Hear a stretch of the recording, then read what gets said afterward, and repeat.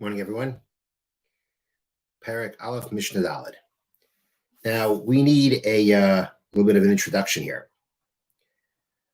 And that is that one may not separate truma from grain before it is threshed, nor from olives or grapes from which he intends to produce oil or wine.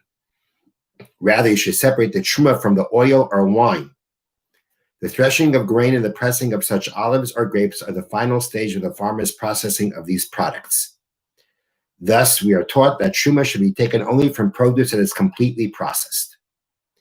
So based on certain words in the Torah, the Sefer learns that that truma should be separated from completely processed grain. So that means the grain should be threshed, and it should be smoothed out. It should be processed. If you're talking about olives or grapes, that the plan is to use them for olive oil or for wine. So again, separate the truma not from the grapes, but from the oil or the wine. Truma should be separated from something that's completely processed. And therefore, one should neither designate unprocessed produce as truma. Like don't make the unprocessed grain or grapes or olives, who your plan is to make wine from them. Don't separate truma from that, even on behalf of processed produce. Meaning, as we know, you could have two piles of grain. I can separate truma from one pile for the other pile, for the pile itself and for another pile.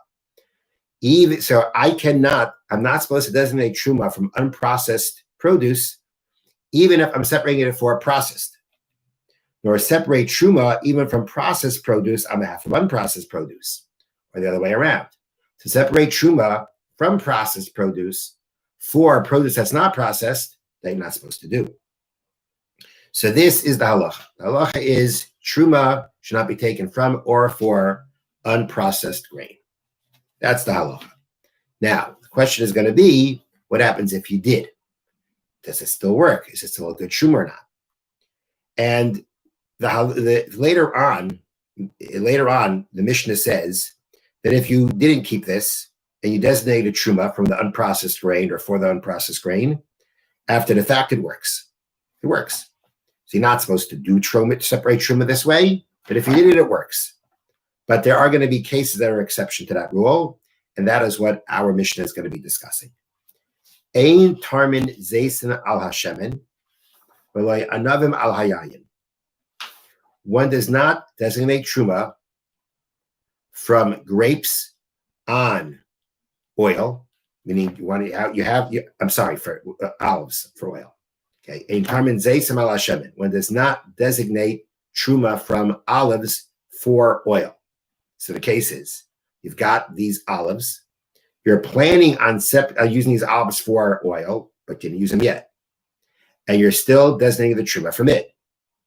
And you're designating the truma from it for oil, right? You have oil. You pressed oil out of the grapes, out of the olives. You didn't separate truma yet. You're not supposed to separate truma yet. You're supposed to separate the truma from the oil. She's got this oil that is tevel. That's the name for the grain before truma and meiser was taken from it. You have this oil that's tevel. You have these olives that are tevel. And now you're separating from those olives for the oil. You want to separate truma from the olives for the oil. And again, these olives are olives that are, your intent is eventually to process them to make olive oil from it. V'loi anavim al hayayin. Nor do you separate truma from grapes for wine. The wine is processed, but truma wasn't taken from it. Now you have these grapes that you're planning on making them into wine. They are truma wasn't taken from them, and you want to take from them for the wine. Okay.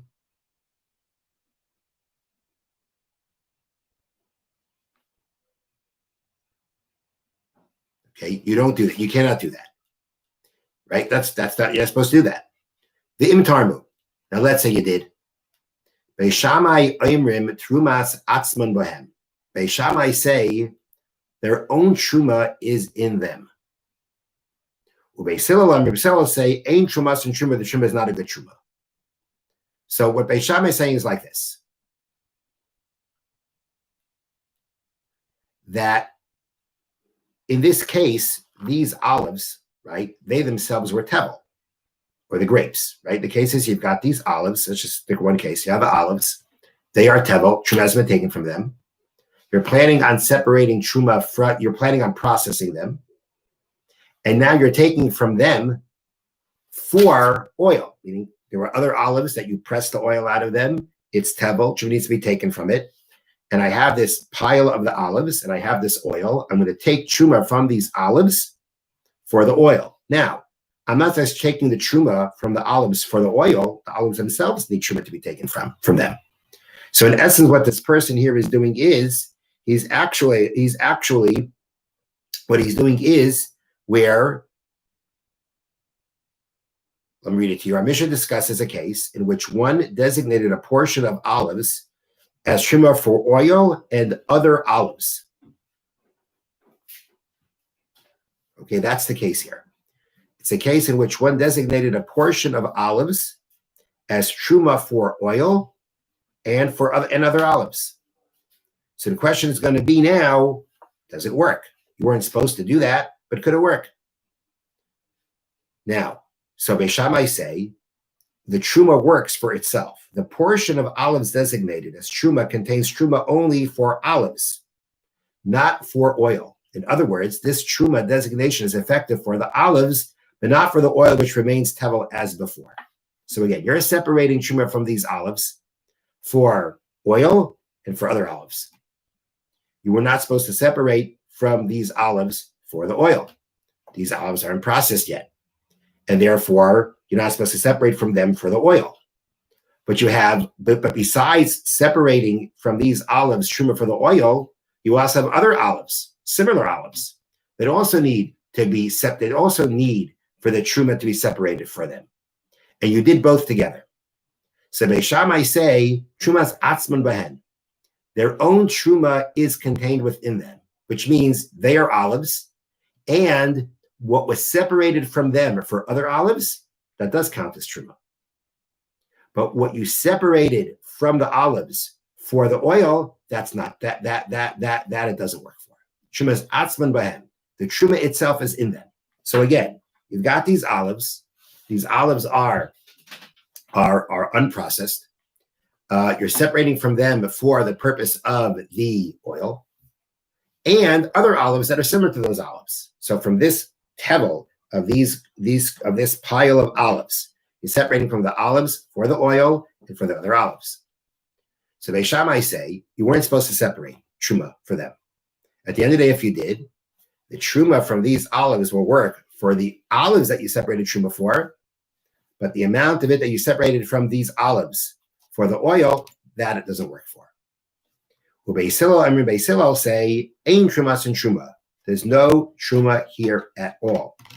Being that when you separated the truma from these olives, you were separating for both of these things.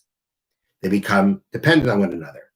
And if it works for one, it works for the other. If it doesn't work for one, it can't work for the other. Beis Hillel say, once I grouped it together, once I made a separation from these olives, and it was meant to be a separation for both together at the same time, once it doesn't work for one, it doesn't work for the other. So that is the machlokes Beis Shammai and Beis Hillel as to whether we have here, when you basically, you separated truma for both, it worked for one, not for the other. Could it work just for the one that it makes sense to work for and not for the other? Beis Shammai say, for the grapes, for the olives that we have here, and these olives, we have other olives that are similar to it. So there shouldn't be a problem. There should, theoretically, the truma should work for it. And although I separated truma for both together, what it could work for, it works for. What doesn't work for, it doesn't work for. Beis Hillel say that since you put it together into one separation, they become dependent on each other. It doesn't work for one, it doesn't work for the other. Okay, that is the machlokes Beis Shammai and Beis Hillel. However, the issue that comes up here, and this is a little bit complicated, the issue that comes up here is that everybody agrees, though, that the olives that were unprocessed, that I separated truma from them for the oil that is processed, everybody agrees it doesn't work for that. The question is, could it still work for the olives that you separated for? But no one agrees, everybody agrees it doesn't work for the oil. And the question is why? Because we have a Mishnah later that says, as I mentioned before, you're not supposed to separate Truma that way, but if you do, it works. That's what the Mishnah says later on. And here we see it's not working. Because everybody agrees that the olives, when you separate it from the olives for the oil, it doesn't work for that. So how are we supposed to explain, how are we supposed to answer this contradiction? So there's two steps here. Step number one really is to first figure out what would be the explanation behind why, true, the Torah says not to separate from the unprocessed olives for the processed oil. You're not supposed to do that. The assumption is that it should work at the end of the day. So why here wouldn't it work? So the Talmud Yerushalmi, the Jerusalem Talmud, brings down two opinions, two answers as to why it doesn't work. And according to both of them, it's really a rabbinic enactment that it shouldn't work. But a rabbinic enactment that went so far as to actually not just say, well, we say it's considered, we say the trim is no good, which means according to the Torah law, it really is good. And it's only the rabbis, the Chachamim, who say you got to treat it like it's tevel. No, it's not what it means here. The wording of the Mishnah implies, especially from Beis Hillel, that ein shemas truma, and it's not a good truma. I mean, it's not truma at all. Which means that in this case, the Chachamim felt that if they felt there was a reason to actually undo the designation completely, which they do have the power to do if necessary, and they felt it necessary to do here. Okay, but why did they do it? So according to one opinion, they basically did it for the benefit of the Kohen. And that is that, the way I understand it, is that the Kohen deserves to receive truma that's processed. He shouldn't have to bother with processing what he's given. If you give him olives, okay, and the olives are meant to be pressed for oil, don't give him the olives for him to have to bother pressing the oil. Give him the finished product. That's how the truma should be given. The truma should be given in such a way that it's in its best form. Go ahead and actually the best form and the best way for the benefit of the Kohen. And when you don't benefit, and when you don't do it for the Kohen's benefit in that way, the Chachamim said, no good, you got to do it over. That's going to one answer. Another answer is that when it comes to truma, how much truma does one has to give to fulfill their obligation? According to the Torah, you can give one olive, one grape, one grain, and you have fulfilled your obligation for truma. The sages instituted an amount, either 1/40th, 1/50th, 1/60th. Okay, so now comes out that if you have this oil, and the oil needs to be separated, So what's going to happen is, if I now use an olive to go ahead and take truma from the olive for the oil, so let's talk about the 2%. Let's talk about 1/50th, the 2%. Okay, you've got this 2% that should be separated truma from it. It's oil. It should be 2% of the oil. If I take the olives, it's very probable. It's very possible that the person who's now separating truma from the olives is going to follow the pattern of separating truma from olives, which is 1/50th, which is 2%. But 2% of olives doesn't produce 2% of oil. So it comes out that if I don't separate the 2% from the oil, but I separate from the olives, which he has to process, it's good. It works. It's not like it doesn't work. It works. But at the end of the day, it's not going to be the way the Chachamim wanted the amounts that the Kohen should get. Because if I have the shemen, which is the liquid, and I have the olives, which is the solid, I'm going to have a problem that I'm going to basically, by habit, separate 2% from the olives for the 2% of the oil, and that's not really even. And then the Chachamim said, if you do that, it doesn't work. So now we know why. Two answers why in this case with the olives and with the oil, why here it doesn't work. The problem is though that again we still have the Mishna that says that when you separate from unprocessed for processed, it works. So if it does work, why here? So what's that talking about? We have reasons here in our case with the olives for the oil, the grapes for the wine, why it wouldn't work. But then why not apply that in that? Why did that Mishnah take that into consideration? And therefore, one way of answering this contradiction is that we're talking about olives and grapes, and the Mishnah is talking about everything else. And when it comes to all other things, the two issues here that we have by the issues that we have by the grapes and the wine would not be by other types of produce. So if let's say the problem by the grapes and the wine is that we want the Kohen not to have to bother processing what he gets. So for wine and oil, where you got to go ahead and you got to press the grapes, you got to press the oil, it's a job. We don't want you doing that to the Kohen. But other things aren't such a big deal to process. Other things don't take that much more to process.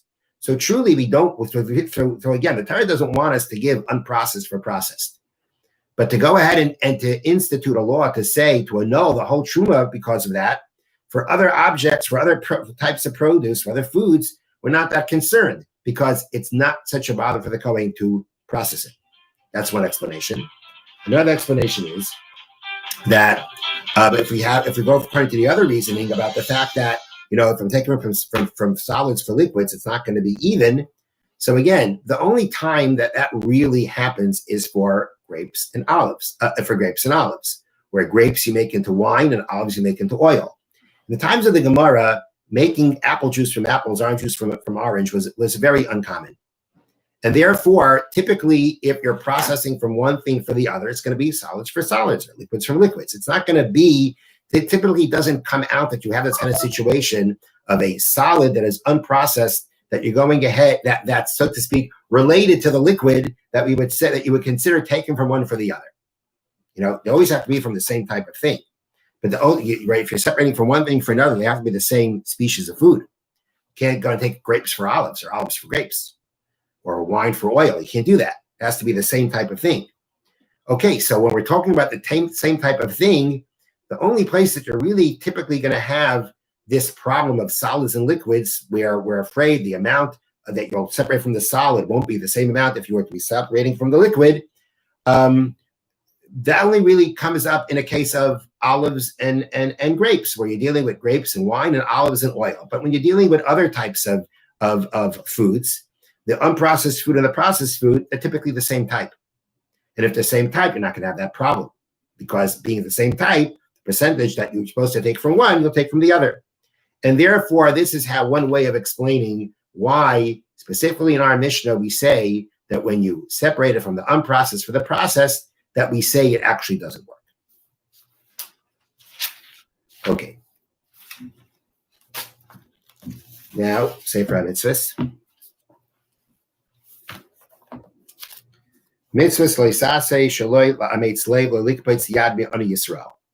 Prohibition against hardening one's heart and closing one's hand to a poor fellow Jew. It states, do not harden your heart, nor close your hand from your needy brother. It's as it says, somebody asks you for tzedakah, to harden your heart and to close your hand to him is a prohibition. Applies in all places at all times, both by men and by women. Now again, when you learn the laws of tzedakah, you see all the details involved. How much you have to give the person, and maybe whether you have to give the person. But essentially, if you have a needy person, the person is needy, and he's asking you for something, for a gift, and you can give him the gift, and you don't hold back, and you hold back the gift, you have transgressed this prohibition. Mitzvah set another mitzvah, prohibition against cursing a judge. As it says, Elohim loisakalel. This word Elohim in this pasuk is not meant to be a name of Hashem. It means judge, and the Torah is specifically saying don't curse a judge. A judge can rule against you, and a person get angry at him and curse him for it. One who curses a judge using one of the actual names of Hashem or a substitute name, like the word Hamokim, the omnipresent, he gets lashes for two prohibitions. For this prohibition of cursing the judge, not to curse any Jew. So when you curse a judge, you're cursing a Jew and a judge, which both have separate prohibitions. You have now transgraded two prohibitions, and you would be liable for two sets of lashes. Now, when it comes to giving lashes, the Mishna says that the medicine always evaluates the person to see how much they can take. But theoretically, if you can take 39 times 2 lashes, that's what you're going to get. This pasuk of Elohim loisakalel actually also is meant to, in a context of taking this name, this word, and it means Elohim, meaning as a name of Hashem. And included in this prohibition is, again, in its one, using the word Elohim as a judge, and then using that same word as Elohim as Hashem's name. It's saying, do not curse Hashem's name. Don't curse God.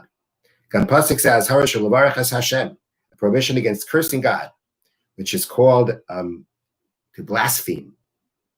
V'amavarech as Hashem b'kinoi b'lav. If you curse Hashem using a substitute name for Hashem, that's a prohibition. Mavarech as Hashem b'Hashem.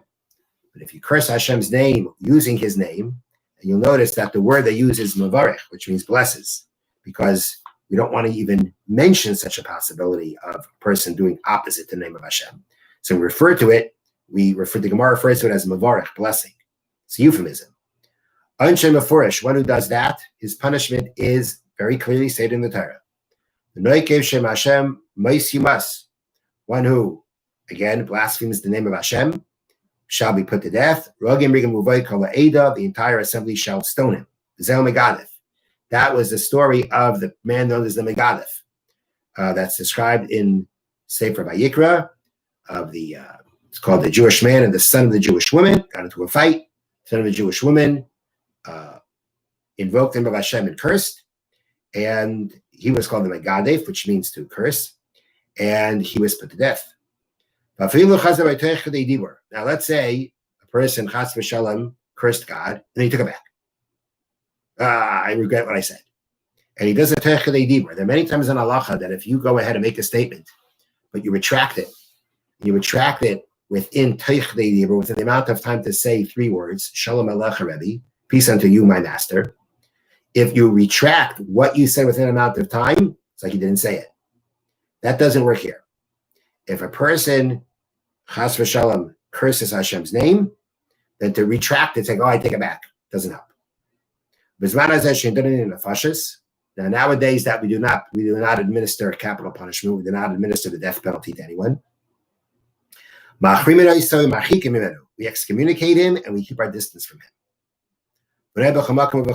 This applies in all places, at all times, both by men and by women. Have a wonderful day.